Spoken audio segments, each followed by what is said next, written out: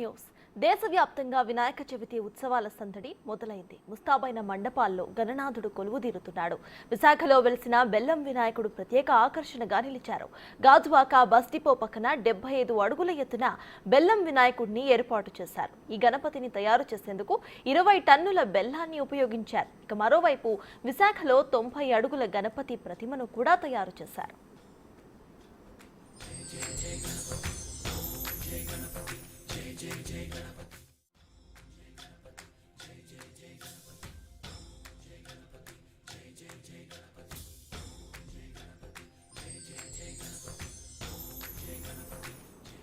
దేశవ్యాప్తంగా వినాయక చవితి ఉత్సవాల సందడి మొదలైపోయింది. ముస్తాబైన మండపాల్లో గణనాథుడు కొలువుదీరుతున్నారు. విశాఖలో వెలిసిన బెల్లం వినాయకుడు ప్రత్యేక ఆకర్షణగా నిలిచాడు.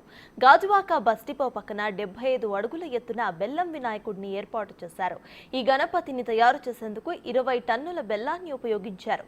ఇక మరోవైపు విశాఖలో 90 అడుగుల గణపతి ప్రతిమను కూడా తయారు చేశారు.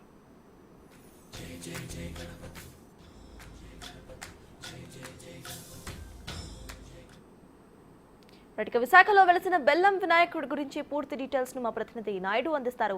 నాయుడు, చెప్పండి, ప్రెసెంట్ అక్కడ అప్డేట్స్ ఏంటి? ఈ బెల్లం వినాయకుడి యొక్క ప్రత్యేకత ఏంటి? అక్కడ అప్డేట్స్ ఎలా ఉన్నాయి? సర్తాజ్ చూడొచ్చు, విశాఖలో వినాయక చవితి వేడుకలు ఘనంగా జరుగుతున్నాయని చెప్పచ్చు. ఈ నేపథ్యంలోనే గాజువాక సంబంధించిన ఏరియాలో అయితే పూర్తి భారీ గణనాలు పెట్టారు. ఒక చోట బెల్ల వినాయకుడు పెడితే మరో పక్క విశిష్ట 90 అడుగుల వినాయకుని పెట్టారు. పూర్తిగా బెల్ల వినాయకుడు చూసుకుంటే 75 అడుగులతో 20 టన్నులను రూపొందించి సుమారుగా 3 నెలల పాటు అయితే ఈ రాజస్థాన్ కార్మికులు వచ్చి తయారు చేసిన పరిస్థితి. మరొక చోట 90 అడుగుల భారీ విగ్రహాన్ని పెట్టారు. దీన్ని విశిష్ట విగ్రహాన్ని కూడా ఇక్కడ స్థానికులు అయితే చెప్తున్న పరిస్థితి. ప్రస్తుతం మనం చూసి భారీ గణనాథులు అయితే భక్తులకి పెద్ద ఎత్తున దర్శనం ఇవ్వడం జరుగుతుంది. అసలు ఎప్పుడు తయారు చేశారు, ఎంతమంది కళాకారులు పనిచేశారు, దీనికి ఇక్కడ నిర్వాహకున్నారు, వారితో మాట్లాడదాం. చెప్పండి, ఈ 90 అడుగుల వినాయకుడిని తయారు చేయడానికి ఎన్ని రోజులు పాటు పట్టింది, సమయం పట్టింది? అందరికీ నమస్కారం అండి. గత 8 సంవత్సరాలుగా గాజువాక లంకా గ్రౌండ్లో జరుపుకునే గణేష్ ఉత్సవాలు ఈ సంవత్సరం అక్కడి నుంచి ఒక ట్రాఫిక్ ఇష్యూ వల్ల ఒక 1/2 కిలోమీటర్ దూరంలో ఉన్న శ్రీనగర్లో మన పిల్ల రామనాయుడు గారి సైట్లోకి మార్చడం జరిగిందండి. అదేవిధంగా ప్రతి ఏడాదిలాగే ఈ ఏడాది కూడా గాజువాక గణనాథుల ఉత్సవాల్లో భాగంగా స్వామివారికి ఈసారి మహా ఉచ్చిష్ట గణపతిగా స్వామివారి పేరు నామకరణం చేయడం జరిగింది. అదేవిధంగా ఈ విగ్రహం కళాకారులు కూడా మన వెస్ట్ బెంగాల్కి చెందిన కొత్తకొండ నగేష్ గారు తెలంగాణ ఆర్టిస్ట్, వెస్ట్ బెంగాల్కి చెందిన మొత్తం 26 మంది కళాకారులు ఈ యొక్క కార్యక్రమం చేయడం జరుగుతుందండి.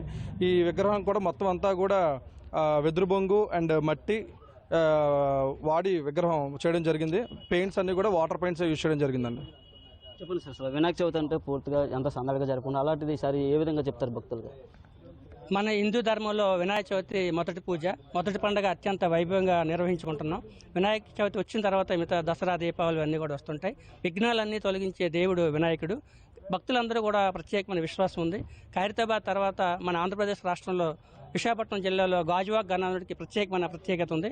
గత 10 ఏళ్లుగా ఇక్కడ ప్రతిరోజు కనీసం 10,000 నుంచి 20,000 మంది భక్తులు వచ్చి వేద పండితుల సమయంలో విశేష పూజలు, హోమాలు కూడా నిర్వహించడం జరుగుతుంది. ఇప్పుడు చూస్తున్న 89 అడుగుల భారీ గణనాథుడి జీవకాలు ఉట్టిపడే విధంగా చాలా చక్కగా తీర్చిదిద్దారు కళాకారులు. దీంతో పాటు ప్రత్యేకత ఏంటంటే అయోధ్య బాలరాముని యొక్క విగ్రహాన్ని కూడా చాక్లెట్ తయారు చేసి భక్తులందరికీ కూడా దర్శనార్థుల మధ్య నుంచి ఇవ్వడం జరుగుతుంది. వచ్చిన భక్తులందరికీ కూడా ఇక్కడ తీర్థ ప్రసాదాలు, బార్కేడ్స్, కమిటీ వారు ఎస్వి ఎంటర్టైన్మెంట్స్ గణేష్ గారి ఆధ్వర్యంలో చాలా చక్కగా ఏర్పాటు చేశారు. ఇప్పటికే తొలి పూజలు పూర్తయ్యాయి. భక్తులందరూ కూడా తరలి వస్తున్నారు. చెప్పండి, అసలు వినాయకుడు ప్రతిరూపం ఏమిటి, ముఖ్యంగా విశిష్టంగా తయారు చేయడం కారణం ఏంటి? ఈసారి ప్రతి సంవత్సరం లాగే ఈసారి అంటే ఎప్పుడు కూడా గాజువాక ఉత్సవ కమిటీ గణేష్ ఆధ్వర్యంలో ఏదో ఒక డిఫరెంట్గా వినాయకుడిని ఎప్పుడూ ఏర్పాటు చేస్తారు. ఈసారి ఉచ్చిష్ట గణపతిగా నామకరణం చేసి ఉచ్చిష్ట గణపతి వినాయకుడిని ప్రతిష్ఠించడం జరిగింది. అలాగే పక్కన కూడా వెంటనే ఈరోజు మన భారతదేశం అంతా కూడా రాముడు వారిని ఎంతో దీనిగా ప్రార్థిస్తారు. అలాంటి రాముడు వారిని కూడా 1 టన్ను చాక్లెట్తో 14 అడుగుల విగ్రహాన్ని కూడా బాలరాముడు గారి విగ్రహం పెట్టడం జరిగింది. ఇన్ని రోజులు వినాయకుడు చవితి అంటే ఖైరతాబాద్, హైదరాబాద్ లాగా ఉండేది. వాళ్ళకి ధీటుగా ఈరోజు మన ఆంధ్రప్రదేశ్లో గాజువాకలో గత 8 సంవత్సరాలుగా కూడా గాజువాక ఉత్సవ కమిటీ ఆధ్వర్యంలో వినాయక చవితి ఎంతో అంగరంగ వైభవంగా జరుగుతుందని ఇది పూర్తిగా నిర్వాహకులు అయితే చెప్తున్నారు. ఎప్పుడు వినాయక చవితి అంటే మన ఖైరతాబాద్ అని చూస్తాం, కానీ ఈసారి విశాఖలో కూడా పెద్ద ఎత్తున పెద్ద విగ్రహాలు పెట్టి కన్వీన్ చేసిన పరిస్థితి. భక్తులు పెద్ద ఎత్తున ఇతర ప్రాంతాల నుంచి వచ్చి ఈ 90 అడుగుల విగ్రహాన్ని మరోపక్క బెల్ల వినాయకుని పెద్ద ఎత్తున చూడడానికి రావడం జరుగుతుంది. ఎందుకంటే పూర్తిగా విశాఖలో ఇవే పెద్ద వినాయకులు కావడంతో పెద్దలు ఆసక్తిగా ఎదురు చూస్తున్న పరిస్థితి ఉంది. ఇది ఇక్కడ సర్తాజ్ ఇక్కడ పరిస్థితి. నాయుడు.